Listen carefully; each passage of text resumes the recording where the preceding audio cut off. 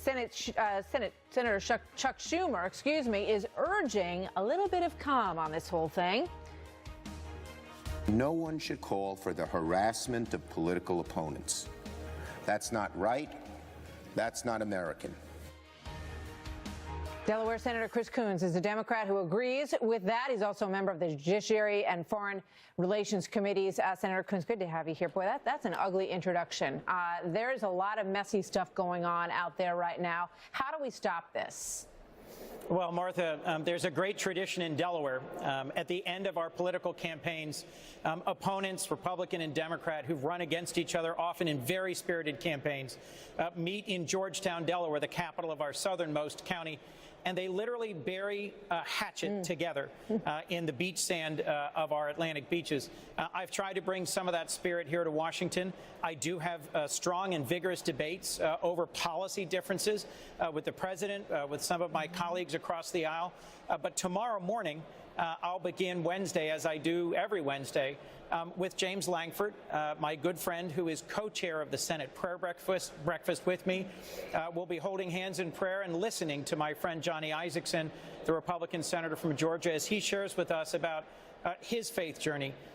Something I've learned here in the Senate, Martha, is that it's a little bit harder to throw a punch at someone on the floor if you start the day holding hands with them in prayer. Yeah, no doubt. No, that I think sounds that's a spirit we could all I think use. that sounds like something that everybody can get behind. But, obviously there are issues that have gotten us here, and the discourse in the country is very ugly across the board.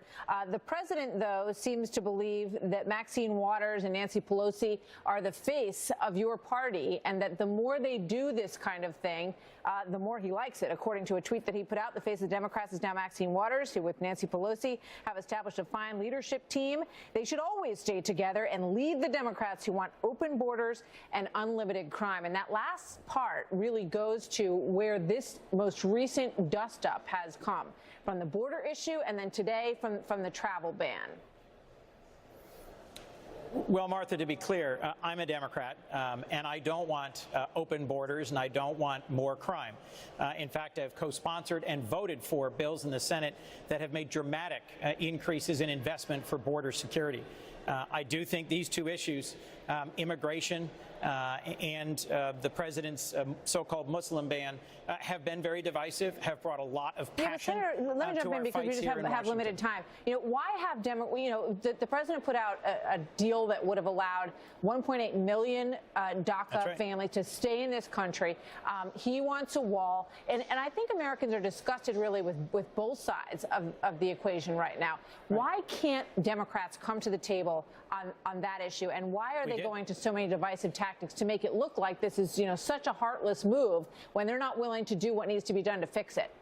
Martha, to be clear, a bipartisan group here in the Senate, led by Mike Rounds, former Republican governor of South Dakota, now a senator, a bipartisan group spent weeks working hard on a bill that offered $25 billion in investment in border security to see the president midway on getting Dreamers that path to citizenship. That was the bipartisan bill. It got 54 votes here in the Senate, but it only failed because the president personally lobbied against it the day that it came to the floor.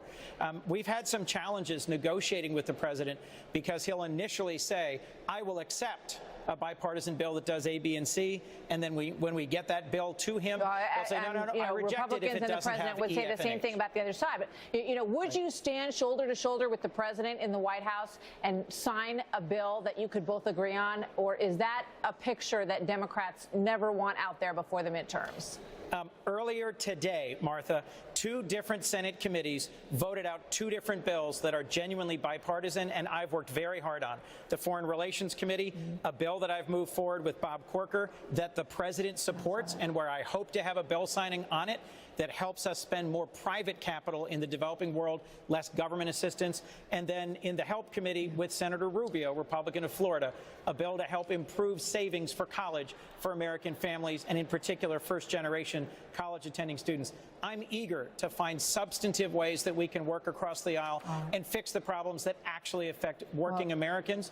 I'm hopeful we can do that in immigration as well. I think there are a lot of people who are hopeful that both sides can figure out, and it really ought to be able to be figured out out in terms of some kind of deal. Andy Biggs, who's a Republican from Arizona, I'm going to talk to him in just a moment. He believes that Maxine Waters must apologize for these comments that she made, saying that you can tell Republicans that they are not welcome anymore anywhere. Do you think she should apologize or even potentially resign?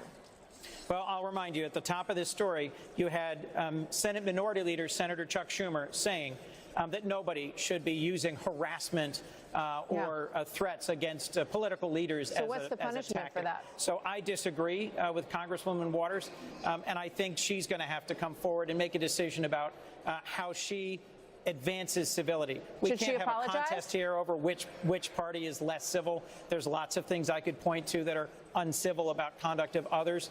Let us instead agree that we should reject that sort of tactic, and we should be trying to work together across the aisle. But you're not willing to call for her to apologize or resign?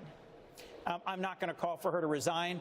I do think that she should be saying that wasn't an appropriate statement, and I'm going to take a different course, and I'll apologize for that. Senator, thank you. Always good to have you with us. Thanks for being here tonight. You bet.